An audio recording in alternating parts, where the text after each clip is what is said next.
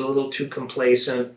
The power centers never shift, and then you get out of alignment with what the people need. And you look at our infrastructure, you look at our school systems, you look at the police across the state. All of these things need to be fixed desperately. And if you had a legitimate oppositional voice that has a chance to take over, it forces everybody to be a little bit more honest. But when one party has a lock on the state, this is what happens. And it's not enough to have just a Republican governor, so to speak, come in if the legislature is overwhelmingly Democratic. We've seen that play out before. So I think that if we have more competitive maps, that would benefit everybody. And if the Democrats lose their majority, guess what? It's because the people don't support them anymore, and that's what democracy is about. So that's one of the things that I want to just touch upon. It's like New York has, yesterday in Albany there were riots in the state capitol, resulting in multiple arrests. The issue that the protesters or the people, the advocates, went there to advocate for affordable housing, and I asked the question of, if the Democrats, which are the majority, supermajority in New York, had this opportunity to deal with platform issues like housing, how come the issue was not dealt with? And you think about, go back to the maps, it seems to reflect that the Democrats, through their actions, want to focus on their own elections. I mean, they wanted to create territories where only either the people currently in office or the people that represent the inside crowd of supermajority Democrats can stay in power. And that's where this new Moreland Commission could come in and kind of balance out the those hazards, because it obviously was not a surprise for the media and for the public that was watching this to see Democrat appointed judges at the appeals court reverse the work of the legislature that undermined the independent commission. So the question becomes, will there be any action by the supermajority Democrats to try and balance out the competing interests? And that's a question that I think is important as you look at the gridlock, be it on housing and all the money that came in for COVID to deal with these issues. Those monies haven't even been used toward the issues that they were supposed to, affect. But nonetheless, don't change that dial. We're going to a quick break. We'll be back on what happened here.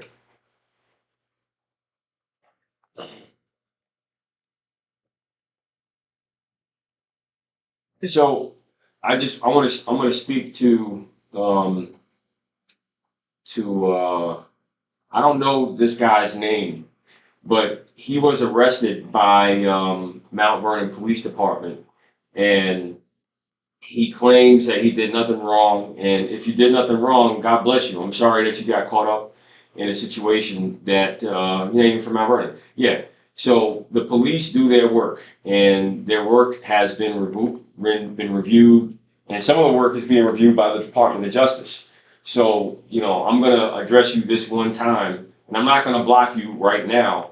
But I'm going to, make it very clear to you, the person that's vocal online about being arrested wrongly by some of the police officers that are under investigation by the Department of Justice. Good afternoon. I want to be very clear with you. When you're presented with information at a time, you have to rely on that information that you're given.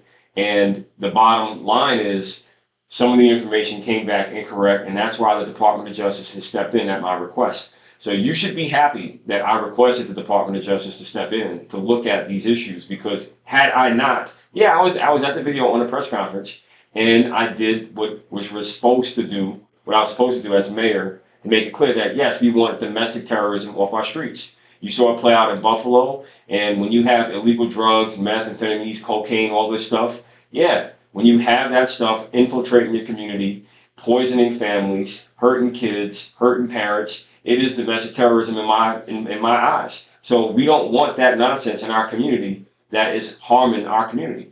So unfortunately, you got caught up in a situation where, you know, it's possible that a cop did something wrong and that cop is being investigated by the Department of Justice. So that's it. I did my research. I relied on the police department. That is what it's supposed to be doing. You know, as mayor, you are presented with a multitude of situations all at once, and you cannot, you know, go and fact check every single thing before it gets to your desk. Nothing will happen that way. So that's why I said, when I saw discrepancies and heard about issues in the police department, the request was made to the Department of Justice and the FBI to investigate. And guess what? They did. So calm down. I know it's an ordeal, it's emotional, it's hard truth, but you need to understand that everything was done to make sure that due process and justice is served. So talking about, I knew about it, that's why there is an investigation by the DOJ. So this is it for now. You heard me. I'm not going to engage you any further, but I'm going to encourage you to stay on in the show, ask questions related to the topic. If not, you know, expect to be blocked. I'm not wasting more time. Here we go.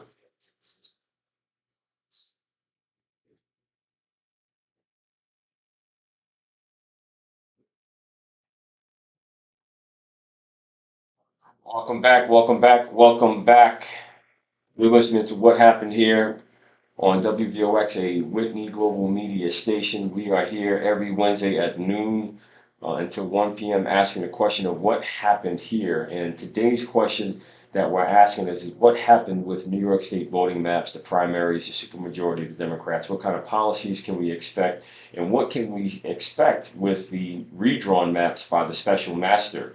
So the special master that came up with new lines and new maps that has pitted some local incumbents against some upstart freshman Congress members. It's going to be an interesting dynamic that's going to play out over the next few weeks because you know, people have to make a decision as to whether or not they're going to run in these new lines that were drawn by an impartial third party expert. And we want to unpack how did we get here, what happened here, and if you want to join the conversation about what happened with New York State voting maps, the issue of the primaries, but also, you know, what happened here with respect to the new Moreland Commission, and if it's needed to be reinstated by Albany, call us at 914-636-0110, 914-636-0110. Our guest today is Charles Knapp, former AUSA of the Eastern District, former Manhattan District 8 Assistant District Attorney, and he also served as Inspector General of Mount Vernon. So, Charlie, before we went to break, we were talking about how you know, there are these disconnects where there's resources available to help communities in need. New York received billions of dollars in COVID aid, and the situation with that unfolded yesterday in Albany, where multiple people that were advocating for housing relief were arrested. Here you have a scenario where people that typically support the Democratic Party are disappointed and frustrated with the inaction of the party. So the question is, how come the aid that was supposed to go to aid housing in particular was not processed in a manner that helped the people that are advocating for housing that's affordable? Well, I'm guessing multiple reasons, all surrounding politics. One might wonder where the state controller is on all these issues, since it's money coming into the state. You're supposed to be keeping an eye on that, making sure it gets where it's supposed to go, and if it doesn't, to find out why and perhaps send off a criminal referral to the appropriate district attorney or the attorney general. None of that's happened. It's not clear to me what New York State's housing policy is anymore, if it actually has one.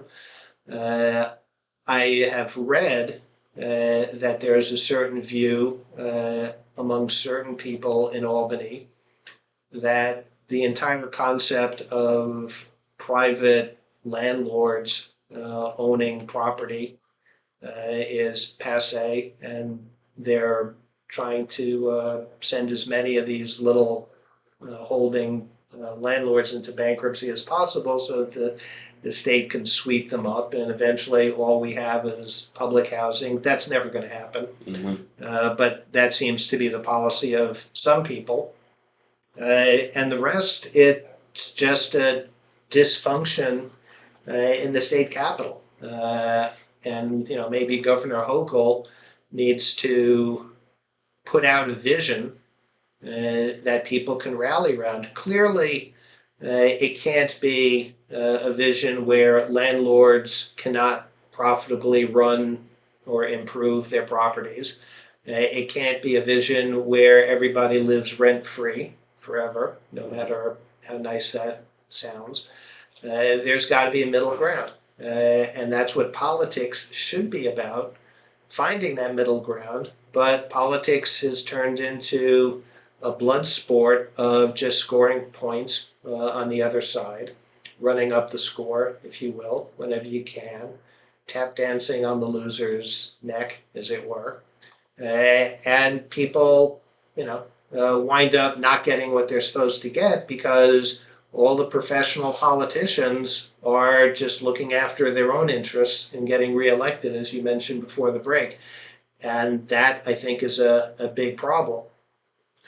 Well, I'm gonna read from the news story that broke about the housing survey that came out the other day, and it said that for the first time since 1965, did the vacancy rate of apartments in New York City fall below 5%.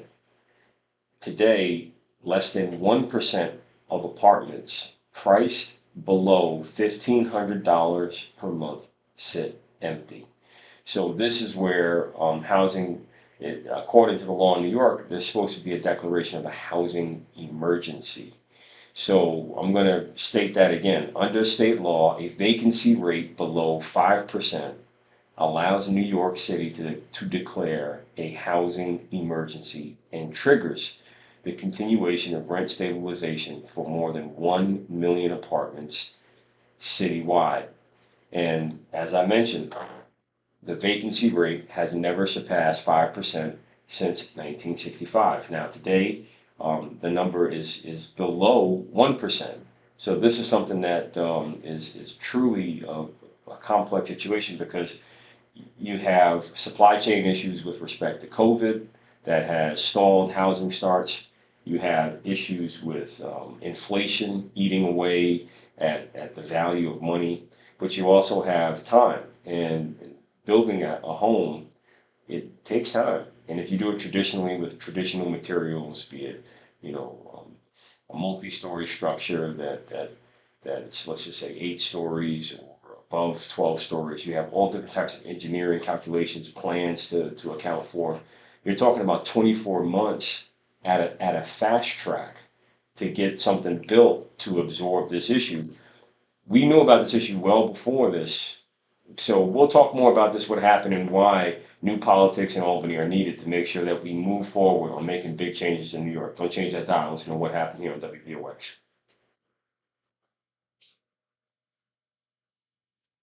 You need more airtime. So, I definitely would like to talk about the Pennsylvania race. I mean, isn't that something to watch? I wonder what happened with how come Oz didn't smash the other guy? Because of Barrett. Because of Barrett? Oh, they split. She split the vote. Yeah, that's what they're thinking. Who knows? But yeah. I mean, yeah, that sounds about right. I mean, she could have split the vote on him, or it could be a representation of a wing of the Republican Party that rejects Trump altogether. I mean, that's what it could be. And Well, that remains to play out. But yeah, look, I mean, his message resonates. yeah, And I think, maybe we can talk about this, but I have the impression that his message goes well beyond what we see on the TV. yeah, there's definitely a lot more to unpack there, and I mean, the thing that he did with historically black colleges, not even Obama did, gave him a 10-year Right. instead of year to year. I mean, little things like that, and it's not little Makes it- things for them, but I mean, it addresses people's feelings of, fear for the future, Mhm. instability. Now, they don't have to worry about what they had to worry about before.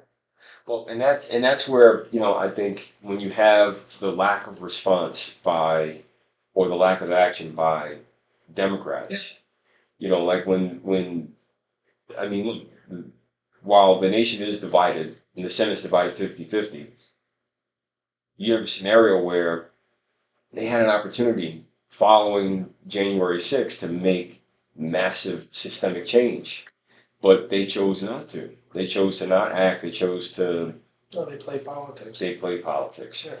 And look what happened with, or what is likely to happen with Roe v. Wade. The decision has not been made yet, but at least we all know that it's coming, that it's going to be rolled back, and it's like they can't even get that addressed through Congress. Right.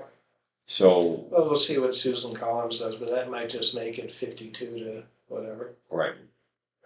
So it's unfortunate that, you know, there's no consensus on these big bright line issues, and actions of courage, I would say courageous actions by people we typically disagree with are something to really think about. Yeah.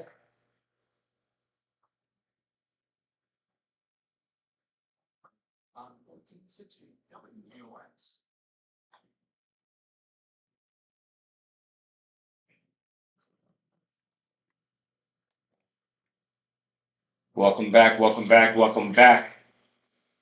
My name is Rich Thomas. You're listening to the WVOX of Whitney Global Media Station.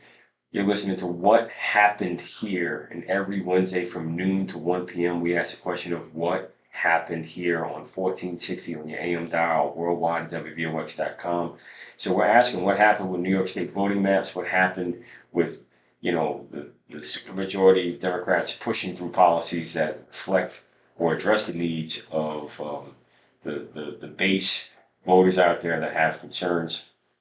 What happened, what can happen to kind of reverse these effects? Is a new Moreland Commission needed to help put in place a new structure of politics in New York that really addresses the needs of the people? And to join the conversation, you can call in at 914-636-0110. Again, that's 914-636-0110. Now, I just want to mention, yesterday, I was with Kayla Green's family. Kayla Green is a young lady who died at the hands of her bully.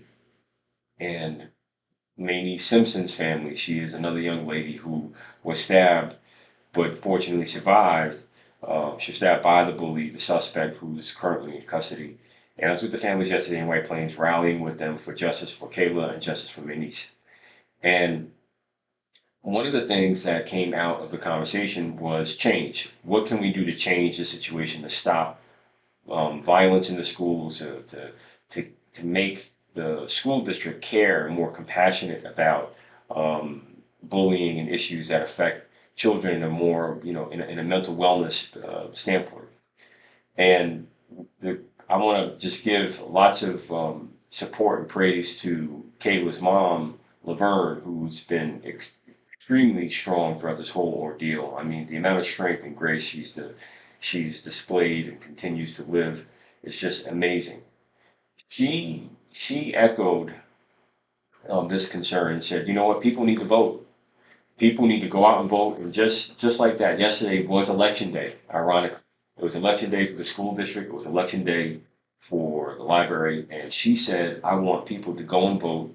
And she remembered the people that showed up to pay their respect and express their condolences for the loss of her daughter.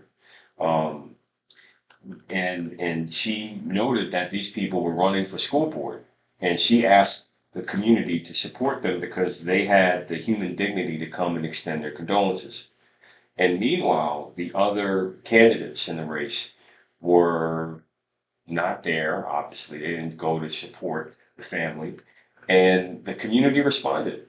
the community listened, they heard Laverne, and they felt her pain, and they went out and they voted for 3 candidates that won last night for a school district.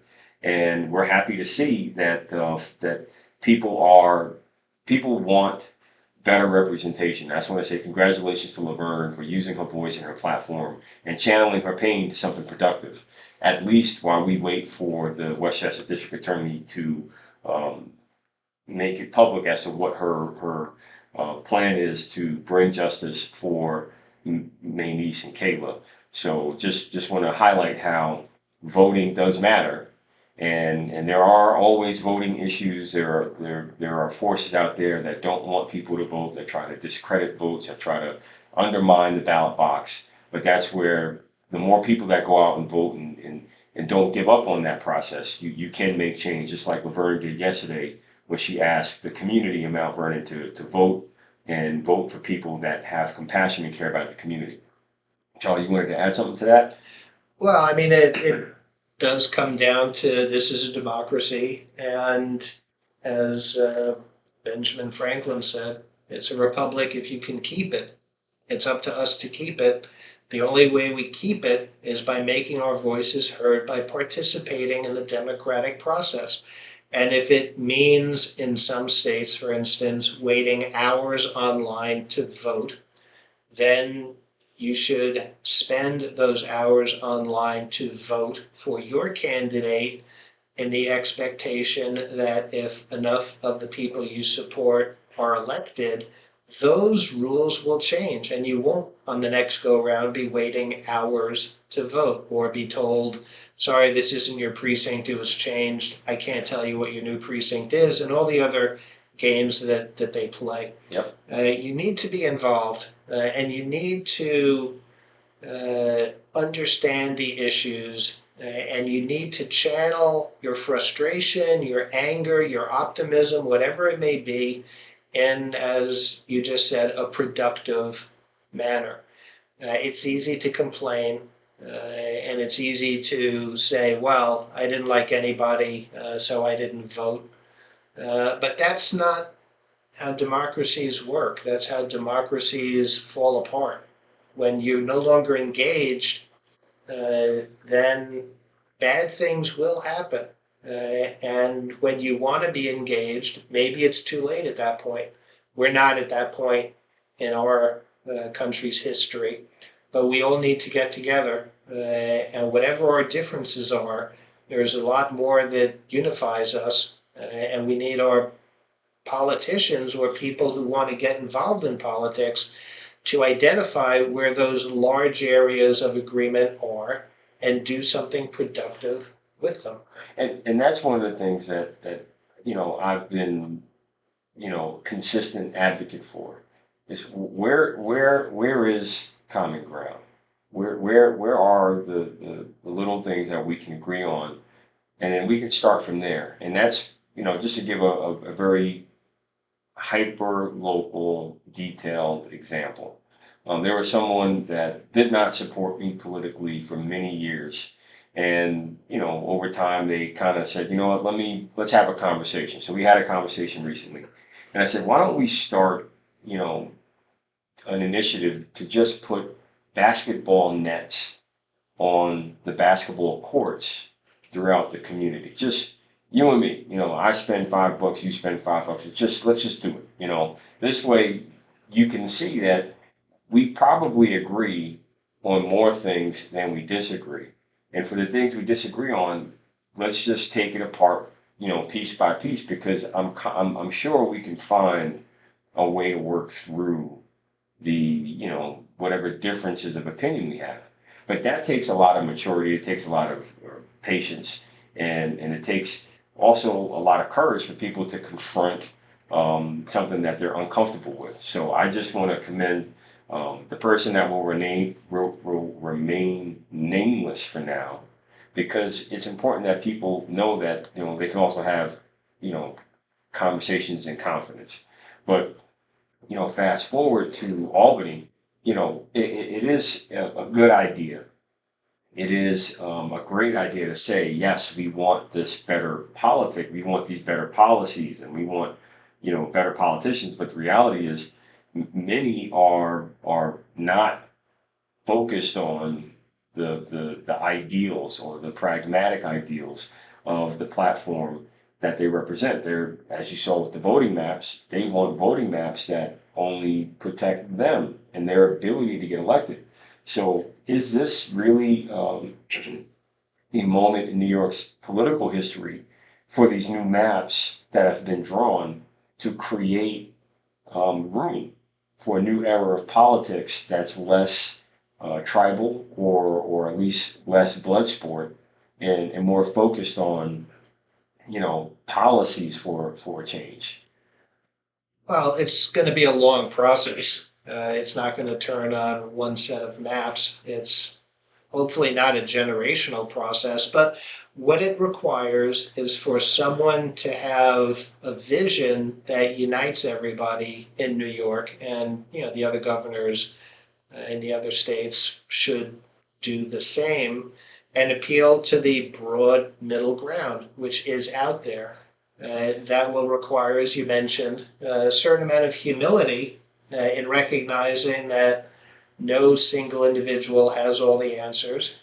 There's no point in judging other people who disagree with you if the whole point is to get the thing done, whatever the thing happens to be, whether it's housing, policing, infrastructure, schools, uh, voting rights, all the rest. Income inequality needs to be addressed, but it needs to be addressed in a way that people can buy into the idea and not feel that they're being ripped off and that their voices are being heard. That takes time, that takes input, and it's a two-way street.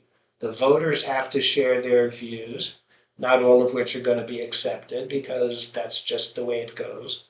And the politicians have to sit and try to figure out what's best for the state. Not just for their reelection campaign, because if they do what's right by the state, they will in all likelihood get reelected. If you're an honest broker, people recognize that. If you're a phony, people recognize that too. And you would think that the governor, with her recent experience with her now former lieutenant governor, would be at the forefront of having these listening tours and setting a nicer vision or more optimistic vision of what we can accomplish in New York. The Moreland Commission would be a signal that she's serious, and if the legislature agreed to support a new Moreland Commission, or just bring back the old one, let them finish their job, that would be a huge and telling step that we're moving in the right direction. Well, don't change that dial. Listen to WVOX and Whitney Global Media Station. We'll be right back with what happened here. Yeah, I'm hopeful that that we'll see some action on the new Moreland Commission, because when you really do think about it, it's like it's not just the threat of what you mentioned earlier about how there's a, a whisper of trying to roll back property rights and trying to restructure the whole system, because it's currently playing out on the other side on a different issue where on energy there's an effort to stop all energy infrastructure related to fossil fuels, and it's created this whole new concern that you're going to be faced with all these different consequences and costs. And it's just amazing though that out of all of the issues to deal with, there's no real consistent action or leadership on having a structure that works. So it begs the question of, is it designed to just stay stuck? Is it not meant to have strategic progress? Because that's something that I really. We can talk about that, but I think it's because progress is scary. Okay. And most people are afraid of it, so they want the status quo. Yeah. The status quo is definitely comfortable for many, Yeah, but I mean, for many, but you know, it's kind of hard to, if you're at the bottom, to move up when everything is status quo. Right. And that, and it's, so I Yes, guess, we can get philosophical in our yeah, last. get philosophical, because I'll give you, like, with respect to Kayla Green, the day she passed away, Mhm. just make sure I thought her, she, the planning, Well, she didn't pass away; she was yeah, murdered. she was murdered. The heat Oh, you're absolutely, no, you're absolutely right. But the planning was not properly done, and the perspective by the police, by the city hall, was they didn't want to pay for the overtime for the police to really provide proper safety.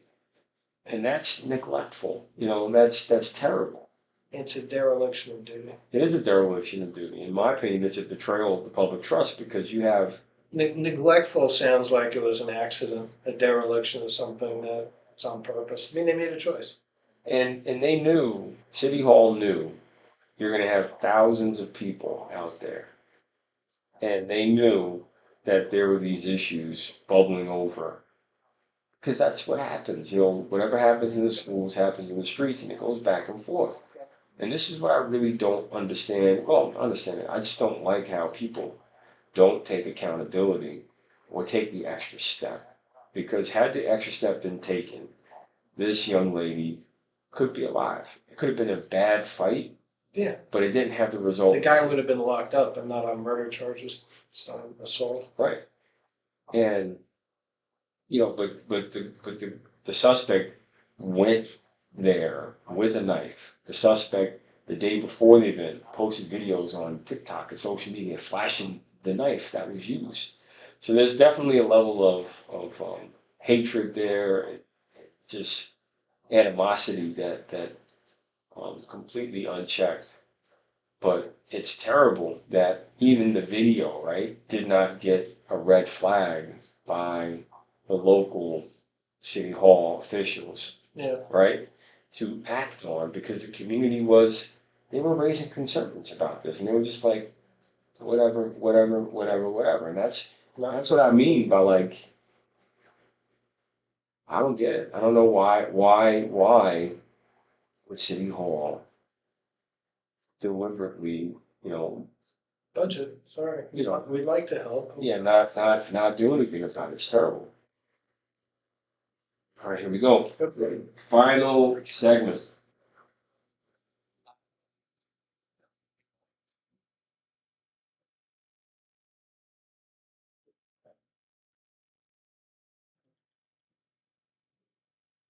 Welcome back. You're listening to WVOX of Whitney Global Media Station. My name is Rich Thomas, former mayor of Mount Vernon. You're listening to What Happened Here, and every Wednesday from noon to 1, we ask the question of what happened here. Today, our special guest and co-host is Charles Knapp, former AUSA in the Eastern District, former Manhattan Assistant District Attorney, and former Inspector General Mount Vernon. And today we're unpacking the question of what happened here with New York State's voting maps, what happened here with, the situation where everything is stuck in gridlock from Albany to Washington. And it begs the question of what can be done to, make progress more possible for the people. And one of the questions that we raised, and a couple of weeks ago we discussed with an expert in this area. He's a former commissioner on the Moreland Commission, Columbia Law School professor Richard Perfault, who discussed the importance of the Moreland Commission, and, with Charlie, raised the prospect of, does New York need a new Moreland Commission, or should New York reconstitute the former Moreland Commission to finish the job? Charlie, what do you think? You have all the people in place. They started the work. They were cut off at the knees by Governor Cuomo because he actually was, as we seem to have learned, created the Moreland Act Commission as a weapon against the legislature as opposed to deploying it for what it's supposed to be doing, namely getting evidence and suggesting policies to address issues in the state. I have no reason to believe that the former commissioners would not all volunteer to continue and pick up where they left off. That might be the easiest thing, but it's got to be made clear that the governor's office, Governor Hochul's office, has to have a hands-off approach, and that the legislature has to sufficiently fund the Moreland Act Commission so it can do its job. And the Moreland Act Commission could actually be the eyes and the ears of the state government to go around the state, talk with people, hold hearings, and make policy recommendations on a variety of topics: election law, ethics in government, possibly moving to a full-time, fully paid legislature so that they don't have to depend on outside income and all the issues that and temptations that arise from that. So I think it's a no-brainer. Yeah, and that's where, for people watching and listening, why does it matter to have a system that's designed to perform? It's because you get performance. And right now we're stuck. And you think about your electric bill or your utility bill and you ask the question of why, how come the utility bills are so high? Well, it's because there's been this, this status quo, this middling, not even a middling, it's been this attack on stopping anything and everything that relates to expanding access to energy. And now you have the result of that consequence playing out, where no new pipelines, no new power plants, shut down power plants. It makes electricity more expensive. And that's because the policies and politics out of Albany have been focused on getting elected, playing to a base, as opposed to looking at the policy that works best for the people and their wallets and the environment. But coming back to, this issue of, government performance, housing. Yesterday, multiple people were arrested in Albany because they were calling for housing. It's a housing emergency. There's been no action by the supermajority of Democrats in Albany. Go to Washington, no action by the Democrats in Washington to deal with issues like protecting a woman's right to choose, to advancing voting protections, to dealing with substantive issues, even around education. Monies that were put in place to protect HBCUs were taken away by the Democrats. And it's kind of like, what's going on here? So how come, we have all these issues playing out that seem to be working against Democrats by Democrats? Well, I grew up in Manhattan in the 60s and 70s, and I remember being struck by a particular type of labor action. Generally, it was the police, and it was called the rule book slowdown.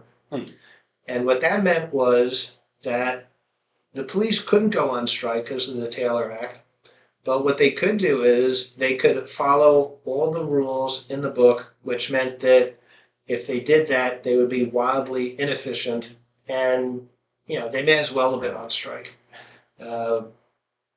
From that, it made me sensitive, and I'm probably going to sound like my father now.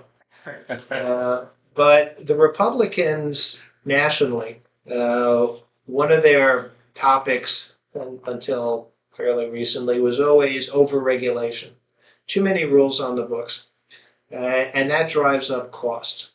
So one of the issues with housing, for instance, whether or not Eric Adams declares a housing emergency, regulations need to be reviewed top down with a view towards making things more efficient, not unsafe, not cutting corners, but more efficient. There are rules out there that addressed one-off issues that came to the public's attention that are no longer relevant.